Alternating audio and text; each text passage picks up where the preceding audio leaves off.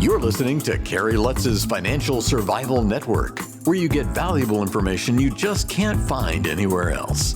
To thrive in today's trying times, you need the Financial Survival Network, now more than ever. Go to financialsurvivalnetwork.com and get your free newsletter and gift. Financial Survival Network, now more than ever. Welcome. You are listening to the Financial Survival Network. I'm Kerry Lutz. Today is 4/15/2021. I was going to say it was tax day, but COVID and all, you know, things are serious when they actually delay tax day. And that's what's happened again this year.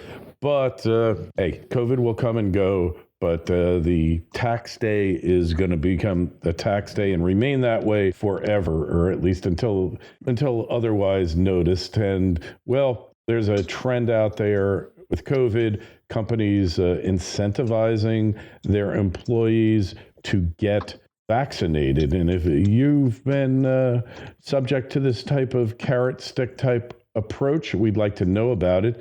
Just send us an email to my personal email address, kl@kerrylutz.com. Right now with us is John Bell of the John Bell Law Group.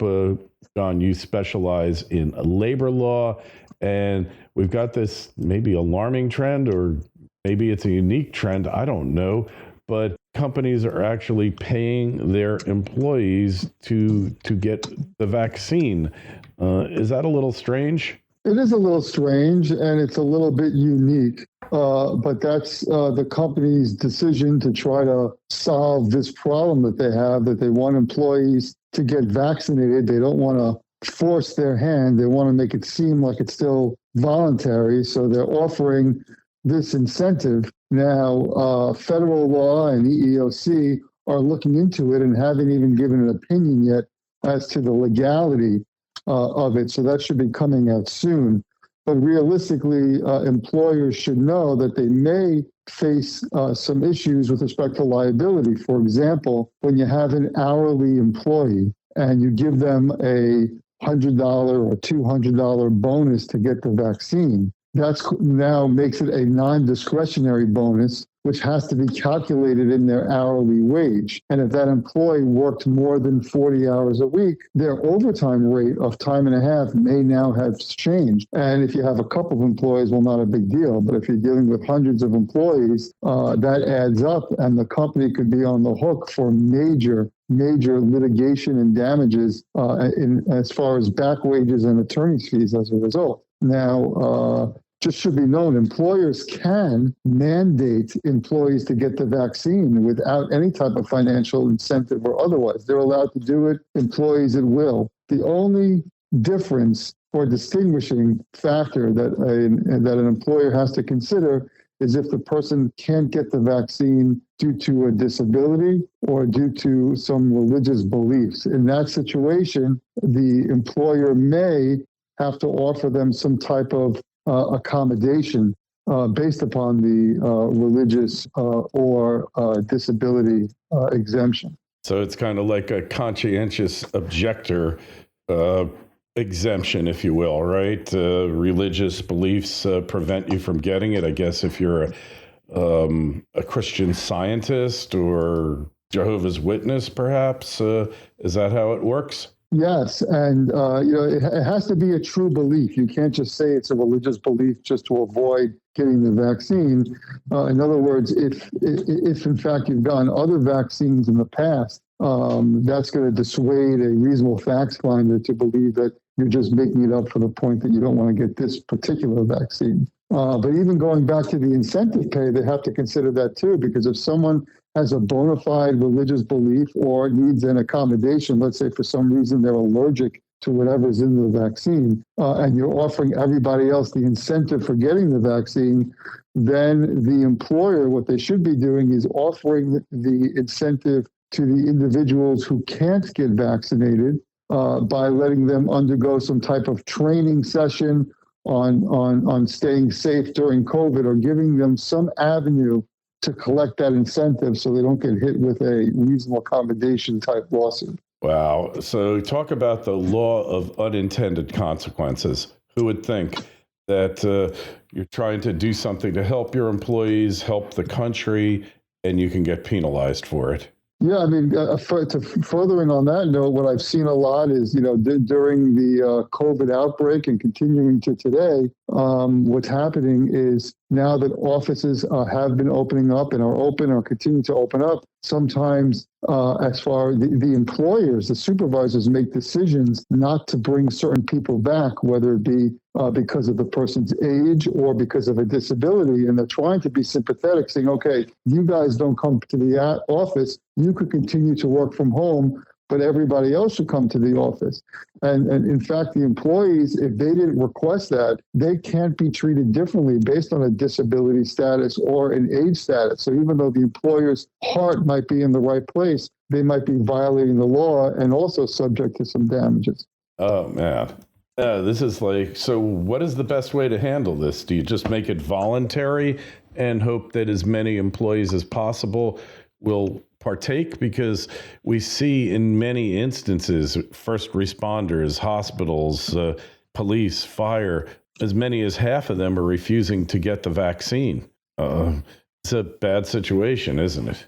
Don't just survive, thrive. The Financial Survival Network. Today's show is brought to you by Mustango River Resources. Their flagship projects are located in Kirkland Lake, an established gold camp that has historically produced over 70 million ounces of gold. The Kirkland West project is a high-grade gold project beside Kirkland Lake Gold's world-class Macassa gold mine, one of the highest-grade mines in the world. The Umeja project is an advanced stage project with 600,000 plus ounces of gold along the Cadillac Break, 25 kilometers east of Macassa. Their projects have the potential to transform into another world-class mining camp in the Kirkland Lake District. Make sure you go over to Mustango.com. That's Mistango.com. Take a look and sign up for notifications. Stock is traded on the Canadian Stock Exchange, ticker symbol MIS. For more information and to sign up for notifications, go to Mustango.com. This is the Financial Survival Network, the information you need to thrive, now more than ever.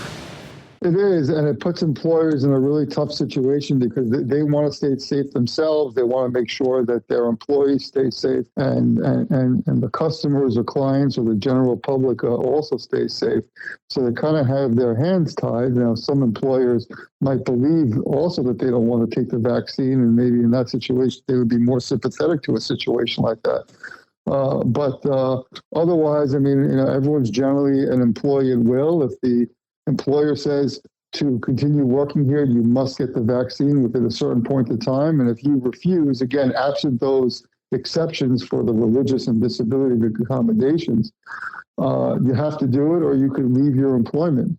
Just like an employee could quit at any time and the employer has no recourse in that situation as well.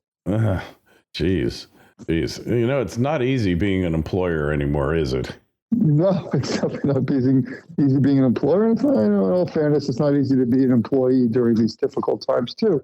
If you are, let's say, for example, you're somebody who lives with an elderly parent and your employer is requiring you to come to work. Now, you don't fit under the religious accommodation and you don't, you're yourself, you're not of age, but you're concerned about potentially exposing your elderly parent. There really isn't any fair protections that kind of cover the situation.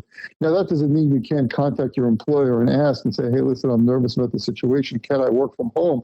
The employer morally could say yes or no, but it's definitely within the employer's discretion to say, no, everybody has to come in. And in that situation, that employee either has to take that risk or potentially quit their job. Hey, so what about unionized employees where the union has more clout, presumably, in these situations? How are they handling this? John? So the unions are doing a decent job because I've been involved on both sides, both management side as well as employee side.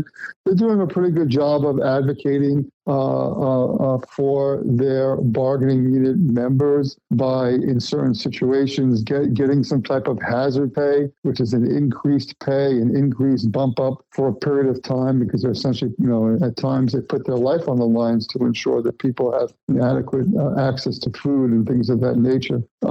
So they've been working on that. As far as the vaccines, I find that they're pretty much just following federal and state laws and enforcing those laws. Like, let me give you an example. I practiced in New York State. It doesn't matter the size of the employer, because a lot of different laws. It depends if you have 5 employees, 10 employees, 99 employees, over 100 employees. And for this situation, it doesn't matter. If you go out as an employee and you get a COVID test during work time, you have to be allowed to leave, and you have to be paid 4 hours per shot. So for Moderna and Pfizer, that's a total of 8 hours for the 2 appointments. For Johnson & Johnson, that's 1 4-hour period. And that specifically does not take away from any other type of leave that you have. So the employer can't substitute annual leave or sick leave or PTO time for that time. Those 4 hours are totally separate. So I'm getting a lot of calls from employers, especially employers that have a lot of employees, and saying, hey, how many, this is going to cost us a lot of money, but that's the law here in New York. So which, no matter what state you're in, make sure you're updated on federal law, on state law, and also there's like city and local laws that you need to be aware of. Wow, that sounds like quite a mess here, John. Hey, I got a question for you, unrelated to the latest result of the election in Alabama to unionize the Amazon workforce in a certain warehouse. You have any thoughts about that? To be candid with you, I haven't been following up on that. But I pretty much limited my practice to New York. But I mean, I know that there are employers who get into a lot of trouble if they're advocating any employees that they're not allowed to unionize. There are specific rules that employees are allowed to talk about their wages with other employees and what they're being paid. And if employers come out, sometimes they have it in their handbook that employees are not allowed to discuss salaries or terms and conditions of employment. And those have been struck down as illegal provisions, and they could be putting themselves in jeopardy, specifically looking at these anti-union type provisions. Wow. Yeah, well, it's a complex world to do business in, even if you're Amazon. And so if you're an employee and you're in this situation, getting back to the vaccines, you're in that situation where either your employer is mandating it or you feel you don't want to do it. What should you do? Well, it depends on the employers, what the employers are requiring. If they actually mandate it and you don't have any type of disability or religious belief where you'd be entitled to an exemption, your choices are very limited. Either you get the vaccine or you resign or potentially get terminated upon your refusal to be vaccinated. As far as the incentives go, the incentives are discretionary. You don't. The employee is not forced to do it. It's not mandatory. So they can either, if they want the financial benefit and that persuades them to take the vaccine, they can go. If they decide not to do it, at least at this time, and understand that company policy could change, at this time they don't have to do it, but then they won't be entitled to get the financial incentive. Oh, wow. All right. Well, hey, a lot of things that we never thought of. Amazing what a pandemic brings out. People want to find out more about you, about your law group. How can they connect with you on the web? Sure. Well, my easiest way is my phone number, 855-JOHN-BELL, JONBELL, and the website address is Bell LG. So 3 L's, BellLG.com, Bell Law Group. All right. And there's a link to it in the show notes of this interview. We appreciate you coming on and explaining these things to us. And hey, hopefully after it's all over, we'll have you back on and do a wrap up and see how things actually worked out. And if you have any questions for John, you can email me to my personal email address, kl@kerrylutz.com, and go over to financialsurvivalnetwork.com. Sign up for your free newsletter. John, appreciate you coming on. Always a pleasure. I really appreciate the invite, and anytime I'd be happy to return. Thank you. Thanks for listening to Kerry Lutz's Financial Survival Network, your solution to today's trying times. For the latest, go to financialsurvivalnetwork.com. Financial Survival Network, now more than ever.